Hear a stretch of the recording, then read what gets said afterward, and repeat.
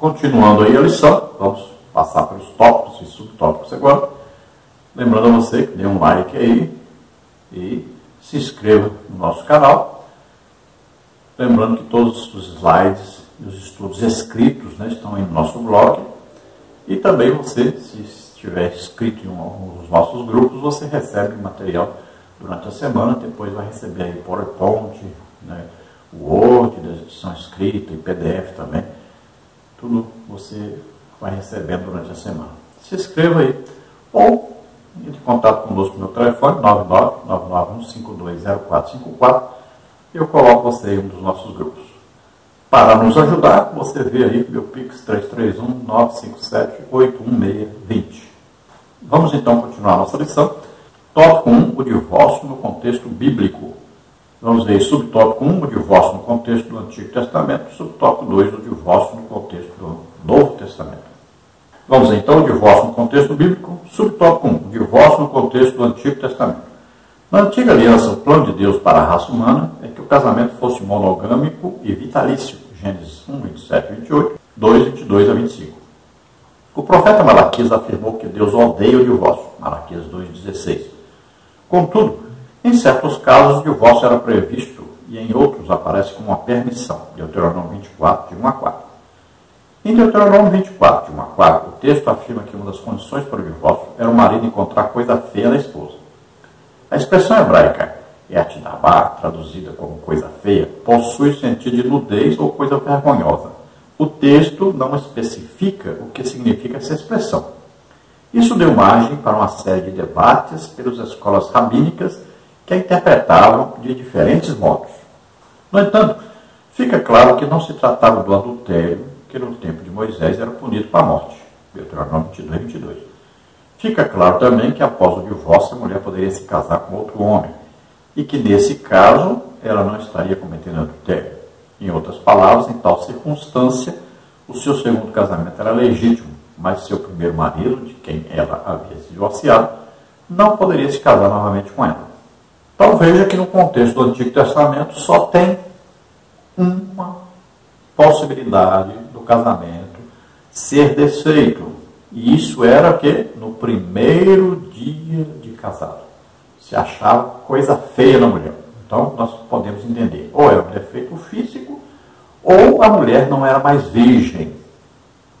Veja bem, se ela não era mais virgem, esse homem então a repudiava, depois dava carta de divórcio, para que ela não morresse apedrejada, né, porque ele a amava, mas não queria se casar com ela.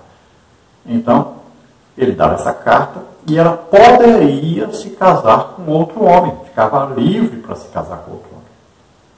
Veja bem. Então, olha só, divorciada e se casou de novo. Mas, como é que foi esse divórcio? Primeiro dia de casado. Então, não havia nenhum apoio para divórcio no Antigo Testamento, nenhuma lei apoiando divórcio, a não ser só nessa condição aí. Vamos ver Deuteronômio 24 para você entender. Olha aí. Quando um homem tomar uma mulher e se casar com ela, então será que, se não achar graça em seus olhos, por nela achar coisa feia, ele lhe fará escrito de repúdio e lhe o dará na sua mão e a despedirá da sua casa. Se ela, pois, saindo da sua casa, for e se casar com outro homem, e se este último homem a aborrecer e lhe fizer escrito de repúdio, e lhe der na sua mão e a despedir da sua casa, ou se este último homem que a tomou para si por mulher vier a morrer, então seu primeiro marido que a despediu não poderá tornar a tomá-la para que seja sua mulher, depois que foi contaminada, pois é abominação perante o Senhor. Assim não farás pecar a terra que o Senhor teu Deus te dá por herança. Então aí está bem claro, né? O primeiro homem casou, achou coisa feia, então deu a carta de divórcio, a mulher foi e casou com outro homem, e pode ser que ele também não queira ficar com ela quando descobre que ela não é mais virgem. Ela não disse para ele. Então, ele dá a carta de divórcio para ela também. Ela não pode voltar mais para o primeiro marido. Também, se esse homem que ela se casou agora morrer, aceitou ficar com ela e morreu, ela não pode voltar para o primeiro marido. É isso que está escrito aí. Aqui não está falando nada de adultério, porque a mulher, se adulterasse, ela morria. Como é que ela vai divorciar se ela morrer? Agora, no subtópico 2, o divórcio no contexto do Novo Testamento. No texto de Mateus, capítulo 19, Jesus mostra que o plano original de Deus é que o casamento dure para toda a vida. Está escrito em Mateus 19, 4 a 6. Ele também rejeita todas as outras razões ou motivos dados pelos fariseus, Mateus 19, 7 a 9, para justificar o fim do casamento. Inclusive a coisa feia citada na lei de Moisés ou coisa indecente, Deuteronômio 24, 1 a 4. De acordo com Jesus, o único motivo que justifica a separação, grego, apolio, divórcio, é se um dos cônjuges praticou relações sexuais ilícitas. A expressão relações sexuais ilícitas traduz o termo grego moshalmai, que significa adulterar. Mateus 5,32, João 8,3, Mateus 5,27, Romanos 13,9. No texto de Mateus, portanto, o seu sentido é de alguém que cometeu adultério. O que se depreende dessa passagem bíblica é que Jesus estava dizendo que o divórcio feito por razões outras que não adultério não dissolve o casamento aos olhos de Deus. Dizendo isso de outra forma, alguém que sofreu uma traição conjugal tem direito a um novo casamento. Contudo, se a motivação não foi a infidelidade conjugal e ele se casar com outro, comete adultério. A declaração de fé das Assembleias de Deus reconhece a legitimidade de um novo casamento quando o motivo do fim do primeiro casamento foi o adultério. No contexto das cartas de Paulo, o casamento também é para a vida toda. Contudo, o apóstolo trata de outras situações não contempladas nos evangelhos. Escrevendo aos Coríntios, Paulo se refere ao casamento entre cristãos e a casamentos mistos, quando o crente era convertido ao evangelho e outro não. No caso de crentes, Paulo diz que se o casal vem a se separar, que não se case de novo ou que se reconcilie. 1 Coríntios 7, 10 e 11. No caso de casamentos mistos, Paulo diz que se o cônjuge descrente abandonasse a esposa, essa não estaria sujeita à servidão. 1 Coríntios 7, 15. A maioria dos intérpretes entende que essa expressão não está sujeita à servidão de dolotai. Significa que o cônjuge crente que foi abandonado está livre para se casar novamente. Esse entendimento é seguido pela declaração de fé da Assembleia de Deus, contudo, somente no caso de um abandono partido do cônjuge não crente. Então vejam que esta interpretação que os pastores da CGADB resolveram assumir por conta de risco próprios. Não tem isso na Bíblia, isso é uma interpretação. Ali não está escrito por causa de adultério, está escrito por causa de prostituição. A palavra porneia, como as pessoas querem apoio para se divorciar, traduzem como adultério. Mas a palavra porneia tem vários significados. E quando Jesus se refere a divórcio, ele está falando da lei. Jesus não inventa outra coisa. Não. Ele está dizendo a respeito da lei. E a lei só tem um lugar que diz que poderia se divorciar. Então, quando o homem casasse e achasse alguma coisa feia. Aqui já o comentarista diz que não, até isso Jesus excluiu. Não, Jesus estava citando a lei. Só existe um lugar da lei que permite. Ele, quando se casava, achava coisa feia da mulher, se separava, dava carta de divórcio. Só tem isso na lei e Jesus estava se referindo a isso. Então os homens espertamente colocam a palavra porneia como adultério e aí diz, não, eu me separei da minha mulher porque ela adulterou. Agora vamos ver em que circunstância ela adulterou. Então, a maioria das vezes o que acontece? O homem arranja uma namorada fora do casamento, está em adultério, para de ter relações sexuais com a esposa, para ter com essa mulher fora do casamento, e acaba que essa mulher um dia trai esse homem, por ficar muito tempo sem sexo. E ele tendo sexo fora do casamento, escondido. Aí ele aproveita que ela adulterou, torna público o adultério dela, e aí ele se separa dela e casa com essa que ele já estava com ela escondido. É o que acontece na maioria das vezes. Veja só como é que é as coisas. Aí também acontece de, como não está tendo mais está tendo relação sexual fora de casa, aí acabam brigando diversas vezes e acabam se separando, e aí o esperto diz, não, ela saiu de casa, me abandonou. E aí casa com a mulher que já estava tendo um caso com ela, ocultamente. Isso é o que acontece na maioria das vezes. E aí pensam que estão enganando Deus. É coisa absurda. Não existe isso na Bíblia. Não existe isso na Bíblia. Então Paulo diz que a mulher crente, casada com um homem descrente. E o descrente, não é a mulher crente, é o descrente, resolve ir embora, que vá. Paulo não está dizendo que ela pode casar de novo, não. Paulo só diz que ela só pode casar de novo se o marido morrer, aí ela está livre para casar. Para casar no Senhor, ou seja, como crente. É isso que Paulo diz. Paulo não está dizendo que ela fica solteira porque o homem foi embora e ela pode casar com outro. Não está dizendo isso, não existe isso na Bíblia.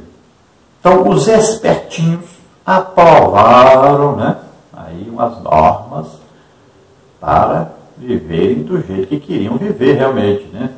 Suas concupiscências foram atendidas, foram satisfeitas. E assim muitas denominações aprovaram o divórcio. E aí o divórcio se alastrou na igreja. Porque as ovelhas vão copiar os seus pastores, que vão pagar caríssimo por isso. Aliás, muitos já têm pago aqui mesmo, antes de ir para o inferno, já têm pago aqui mesmo na terra. Então a solução aí é perdão, né? Misericórdia. Assim como nós alcançamos a misericórdia de Deus, nós merecíamos o quê? Morrer na cruz. Nós pecamos, merecemos. E a justiça de Deus diz que tem que morrer mesmo. Está condenado mesmo. Então o que Deus faz? Não nos dá o que nós merecemos. Veja só. E o que nós não merecemos, que é a salvação, o perdão, Ele nos dá. Pela graça de Deus, Jesus morrendo em nosso lugar. Então veja só. A justiça de Deus foi aplicada sobre Jesus. O castigo foi sobre Jesus, que ficou em nosso lugar. Ele pegou o meu castigo sobre ele. Que ensina Jesus a amar, perdoar. E diz bem claro, se você não perdoa quem te ofendeu, Deus também não te perdoa. Então a solução aí é perdão, é amor, é misericórdia, é graça, né? Esta é a solução. Vamos agora ao tópico 2, a sutileza da normalização do divórcio. Subtópico 1, o divórcio no seu aspecto legal. Subtópico 2, o divórcio no seu aspecto moral. Então, tópico 1, o divórcio no seu aspecto legal. A legislação brasileira já foi muito mais rígida com respeito ao divórcio. Contudo, nas últimas décadas, as razões que justificam o divórcio podem ser várias. A partir da Constituição de 1988, passou-se a permitir divorciar-se e recasar quantas vezes fosse preciso. No aspecto legal da legislação brasileira, é muito fácil alguém se divorciar e se casar novamente. Então veja que no passado, uma pessoa divorciada era coisa que ofendia a sociedade. Era coisa absurda. Fora da igreja era absurdo, imagine dentro da igreja. Então o divórcio nunca foi bem visto. O divórcio também nunca foi solução para se consertar a vida de duas pessoas. Nunca foi e nunca será. Pelo contrário, vai destruir uma família inteira. Vai causar sofrimento na família inteira e até morrerem. Então, o divórcio foi como a maioria dos políticos chegavam, por exemplo, estavam morando no interior, aí ganhavam uma eleição para deputado estadual, ia para a capital, deixava a esposa no interior, arranjava outra mulher lá. Deputado federal, ia para Brasília, deixava a esposa lá nos seus estados. Né? Aí vai, senadores e tal. Com isso, arrumavam suas esposas, aí se separavam, divorciavam-se das mulheres, das esposas legítimas, e se casavam de novo, Então foi fácil fazer uma lei para provar isso. Né? Liberaram tudo. Embora se dissessem, por exemplo, católicos romanos, né? E a igreja católica romana não permitia, mesmo assim fizeram a lei e pronto, está permitido. É fácil para os homens fazerem leis que apoiem seus pecados. E aí está liberado. Então fizeram, em 1988, na Constituição, fizeram constar, então, o divórcio aceito legalmente como separação de casais. E poderiam se casar quantas vezes quisessem. Casa, divorcia, casa de novo, divorcia. Está do mesmo jeito lá do tempo de Noé e do mesmo jeito de Sodoma e Gomorra. Casam, se dão-se em casamento e separa, e casa de novo, separa, casa de novo. Igual fazem esses atores, né, de novelas aí, esses atores de filmes, né? Mesma coisa. Só casando, descasando, casa de novo, descasa de novo, e vai assim. E como eles são um espelho para muitos, né? Porque as pessoas idolatram essas pessoas que vivem de qualquer maneira, aí vão imitar também essas pessoas. Subtópico 2, o divórcio no seu aspecto moral. Além do aspecto legal do divórcio, como cristãos necessitamos saber do seu aspecto moral. Para um descrente, qualquer razão ou motivo justifica a prática do divórcio e um novo casamento, como Deuteronômio 24, de 1 a 4. Mas o cristão deve perguntar se isso é moral. O Estado garante o seu aspecto legal, contudo a Escritura define seu aspecto moral, Mateus 19, 4 a 6. Trocar a esposa por uma mais jovem ou abandonar o marido por um mais rico e famoso são práticas normais no mundo e que contam com um amparo legal do Estado. Contudo, isso é moral para o cristão? O crente pode fazer isso? No caso de pastores, além do aspecto legal, deve-se levar em conta, sobretudo, o aspecto moral do divórcio, Malaquias 2,15. Alguns se divorciam, mas nunca deveriam ter feito, Malaquias 2,16. Há um preço alto para se pagar.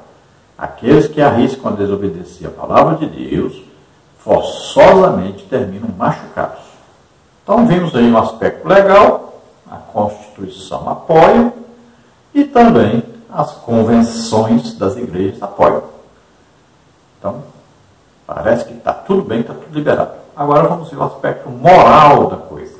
Então nós vemos um mundo aí que as pessoas casam e descasam à vontade. Né? Casam por sexo ou por interesse financeiro, ou interesse social, uma posição social, ou querem uma pessoa mais jovem, né? E aí vão, casam, descasam. Agora, moralmente, um crente pode fazer isso? É claro que não, é evidente que não tem apoio nenhum. Nem apoio da igreja pode ter e nem apoio de Deus tem. O principal é o apoio de Deus que não tem, não adianta. Você pode ter milhões de homens que te apoiam, mas Deus não te apoia nisso. Agora, no caso dos crentes, principalmente os líderes, né, os pastores, imagine um pastor dando curso para casais, pregando para casais, pregando para a família. Imagine ele mostrando pela sua própria vida que ele não foi capaz de ter uma família. E a Bíblia fala para colocar no ministério só quem tem uma família exemplar. Né? Filhos obedientes a seus pais, submissos. A esposa obedece ao seu marido, o esposo ama a sua esposa.